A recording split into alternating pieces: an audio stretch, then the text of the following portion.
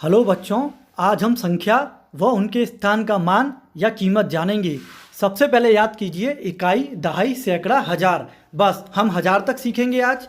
अब इकाई और उसका मान, अगर इकाई पर एक अंक है तो उसका मान भी एक होगा। अगर इकाई पर दो अंक है तो उसका मान भी दो होगा। इकाई का मान मतलब एक, तो तीन इकाई मतलब तीन, चार इकाई मतलब चार गुणा एक यानी कि चार, पाँच मतलब पाँच, छः इकाई में मान छः, सात में सात, आठ में आठ और नौ में नौ। इस तरह इकाई का मतलब एक। अब दहाई के स्थान का मान होता है 10, तो एक दहाई मतलब 10, एक दहाई की वैल्यू हुई 10। दो दहाई यानी कि उसका मान हुआ 20। तीन दहाई मतलब मान हुआ 30, तीन नहीं 30, क्योंकि तीन दहाई पर है इसीलिए मान 30।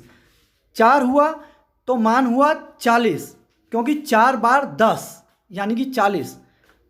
इसी तरह पाँच है तो मान 50, छः अगर दहाई पर है तो मान 60, सात अगर सात है तो 70, आठ है तो 80 और नौ अगर दहाई पर है तो मान हुआ 90।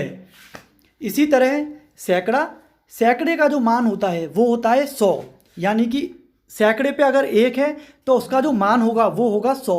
सैकड़े पे दो है तो मान होगा 200, सैकड़े पे तीन है तो तीन सैकड़ा यानी कि 300, चार है तो चार सैकड़ा यानी कि 400, पाँच सैकड़ा 500, छः सैकड़ा 600, सात है तो मान होगा 700, आठ है तो मान होगा 800, नौ है तो 900।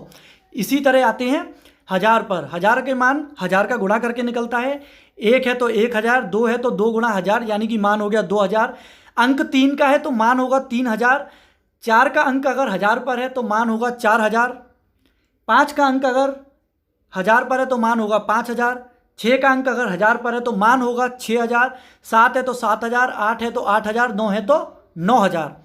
हमने सीखा कि स्थान के अनुसार कीमत या मान बदल जाता है। इकाई का मान एक होता है तो उसके अंक इकाई के स्थान पर एक का गुणा करके प्राप्त होता है। कोई अंक दहाई के स्थान पर है तो उसकी कीमत 10 का गुणा करके आएगी। कोई अंक सैकड़े के स्थान पर है तो उसका मान 100 का गुणा करके प्राप्त होगा।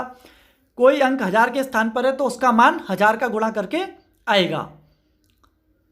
याद रखें, अंक वही रहता है मगर उसके स्थान के हिसाब से उसका मान बदल जाता है। जैसे अंक एक ही है 2222, सब में दो दो दो दो, लेकिन इकाई वाला जो दो है उसका मान है दो।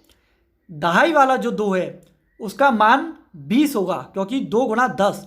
सैकड़े वाला जो दो है उसका मान दो गुणा सैकड़ा यानी कि 200 होगा। हजार वाला जो दो है उसका मान दो गुणा हजार यानी कि 2000 होगा। इस तरह हम कह सकते हैं कि यदि अंकों के स्थानीय मान को जोड़ दिया जाए तो हमें एक संख्या मिल जाती है।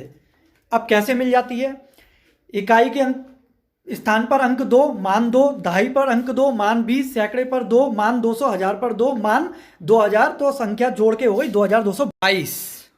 इस तरह जो भी संख्या बनती है वो उस संख्या के अंकों के स्थानीय मानों को जोड़कर ही बनती है। बाकी हम अगली क्लास में सीखेंगे। उम्मीद है आपको समझ आया होगा। Thank you.